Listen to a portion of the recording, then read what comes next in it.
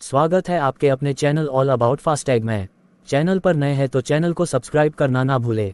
EPFO ने कर्मचारी pension योजना एम्प्लॉइज पेंशन स्कीम के तहत ज़्यादा पेंशन लेने के विकल्प चुनने की मियाद को 26 जून 2023 तक के लिए बढ़ा दिया है।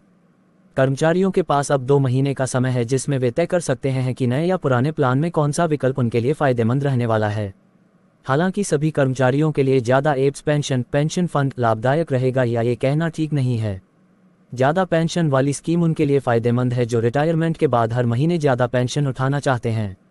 लेकिन जो लोग रिटायरमेंट के बाद एक बार में ज़्यादा एकमुश्त रकम चाहते हैं उनके लिए ज़्यादा पेंशन वाली स्कीम फ़ायदेमंद नहीं रहेगी। जैसे ही कर्मचारी ज़्यादा पेंशन के विकल्प का चुनाव करेगा उसके ईपीएफ खाते में जमा बैलेंस घट जाएगा, लेकिन कर्मचारी पेंशन योजना एम्प्लॉइज पेंशन स्कीम खाते में जमा रकम बढ़ जाएगी। लेकिन कोई कर्मचारी ज़्यादा पेंशन के विकल्प नहीं चुनता है तो उसके ईपीएफ कॉर्पस में बहुत ज़्यादा रकम जमा हो सकेगा। लेकिन इस एप्स पेंशन फंड विकल्प का चुनाव करने के बाद अलग से रिटायरमेंट बाद के लिए फाइनेंशियल प्लानिंग करनी होगी।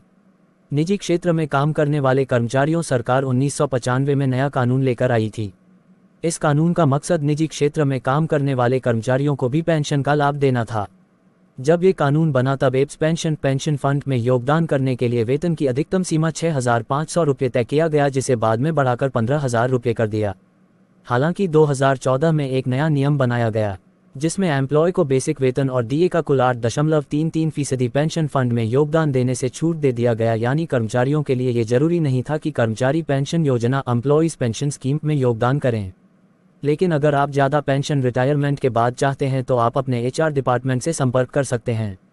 लेकिन अगर आप खुद ज़्यादा एप्स पेंशन फंड के लिए आवेदन देना चाहते हैं तो ईपीएफओ के वेबसाइट पर जाकर खुद आवेदन दे सकते हैं।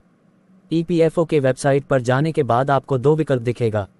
अगर कर्मचारी 1 सितंबर 2014 से पहले रिटायर हो चुका है और वो कर्मचारी पेंशन योजना एम्प्लॉइज पेंशन स्कीम में ज़्यादा पेंशन का विकल्प चुनना चाहते हैं तो उसे पहले विकल्प को चुनना होगा। अगर कर्मचारी अभी भी नौकरी में है तो उन्हें दूसरे विकल्प को चुनना होगा। पेंशन को कैलकुलेट करने का फॉर्मूला है। उदाहरण के लिए मान लीजिए आपकी बेसिक सैलरी जोड़ दिए 15,000 रुपये है और अगर 35 साल तक आपने सर्विस की है तो दोनों को गुना करने के बाद 70 से भाग देना होगा जो 7,500 रुपये बनता है। यानी हर महीने 7,500 रुपये का एप्स पेंशन फंड मिलेगा। सुप्रीम कोर्ट ने इस कर्मचारी पेंशन योजना एम्प्लॉइज पेंशन स्कीम फॉर्मूला में बदलाव कर दिया है, जिसमें पिछले 60 महीने का औसत वेतन लिया गया है या फिर 5 साल की पेंशन सैलरी के औसत के आधार पर पेंशन तय किया गया है। सुप्रीम कोर्ट के फैसले के मुताबिक पिछले 60 महीनों का औसत वेतन बेसिक सैलरी और डीए को मिलाने के बाद उसे सर्विस के कुल साल, उदाहरण के लिए 35 साल से गुना करने के बाद 70 से भाग देना होगा। अगर आपकी बेसिक सैलरी और डीए ज़्यादा है तो एप्स पेंशन फंड सैलरी भी ज़्यादा होगी।